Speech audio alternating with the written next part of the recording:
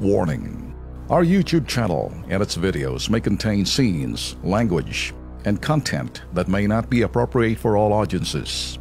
These videos include surveillance footage, undercover pursuit of suspects, actual police and rescue operations, and fearless confrontations. If you do not approve of the content, please do not watch our videos. If you wish to continue, we strongly advise that you proceed with caution. Viewers' discretion is advised.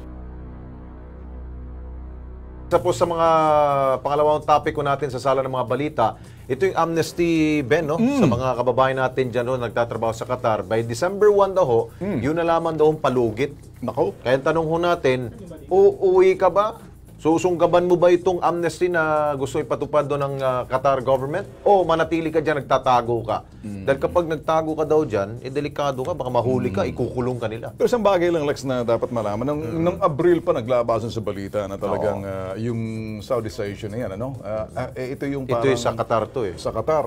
Ngayon, ayaw sabihin siguro ng mga taga-Saudi na talagang the big R, recession. Recession, ayaw nila. Kaya sinasabi lang major economic transformation. Yes. Nang March pa yan. Kaya lang dito sa ibang mga kababayan natin, mabuti pa sila. Lalabas naman sa papasok ulit, paikot-ikot. So, ito ang sinasabi ng mga comment niyan. Ikaw. Dahil nga ito, isa issue nga ng ano, dahil yung oil, no? Sa oil. Apektado sila ng oil. Ito, sagutin ni Raquel Pantaleon, sana umuwi na lamang sila dahil hindi nila alam ang susunod akba ng pamalaan ng Oman after na ibinigay na amnesty, baka mas lalo pa sila pumalagay sa kapamakan. Ito, sabi naman ni Alex Rivera, binigay, palagay ko, yung iba mas gusto pa rin mag-TNT kaysa walang trabaho uwi sa Pilipinas. Oo nga naman, dahil pag uwi nila dito, baka wala silang madadatnan na trabaho. Parang dating makipagsapalaran doon kaysa dito.